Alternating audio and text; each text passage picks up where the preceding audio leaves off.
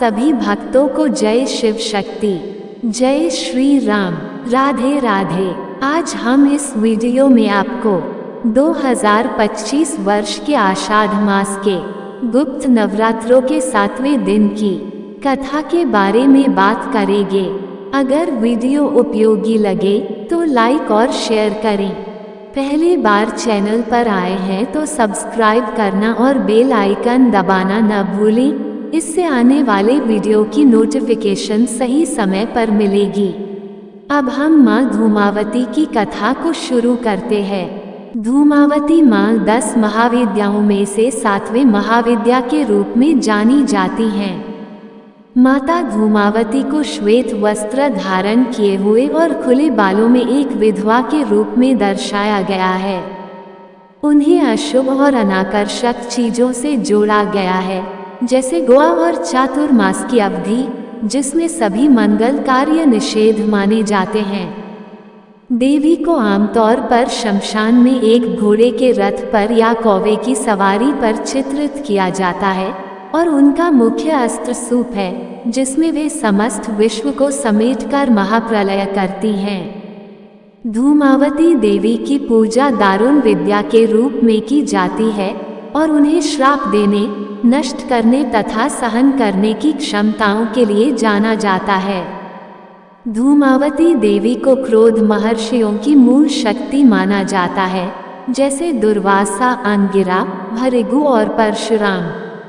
इन्हें कलह की देवी भी कहा जाता है और उनका स्वभाव स्थायी है।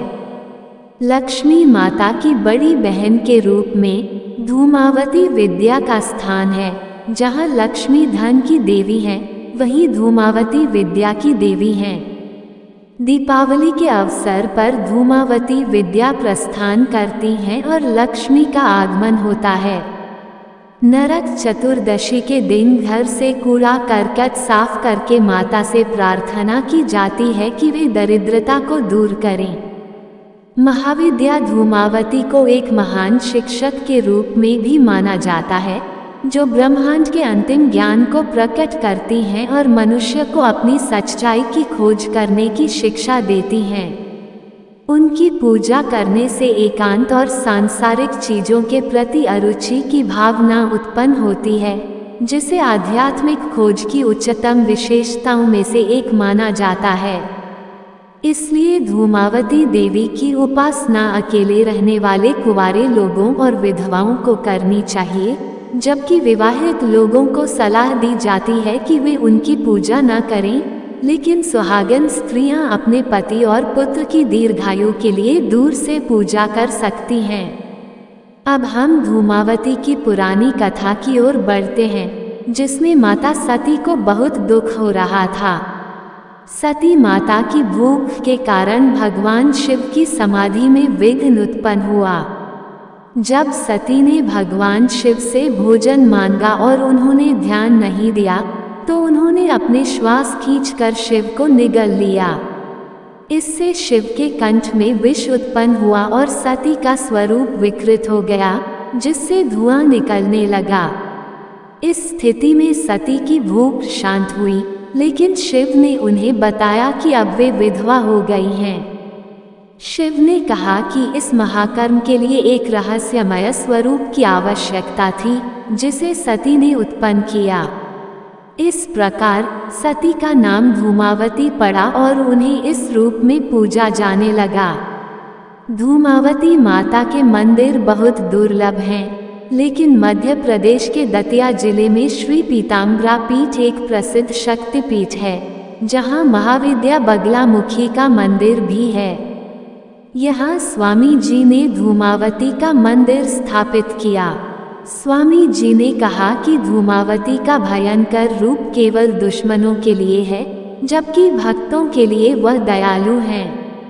इस मंदिर में धूमावती को नमकीन पकवान जैसे मंगोड़े, पकोड़े, कचौरी और समोसे का भोग अर्पित किया जाता है और भक्तों में बांटा जाता है।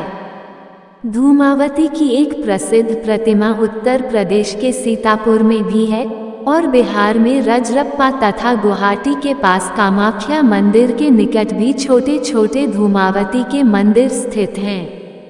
इस प्रकार धूमावती माता की उपासना और उनके मंदिरों की विशेषताएं भक्तों के लिए महत्वपूर्ण हैं। सभी महाविद्याओं की कथा के समापन पर भक्तों ने धूमावती माता की महिमा का गुणगान किया।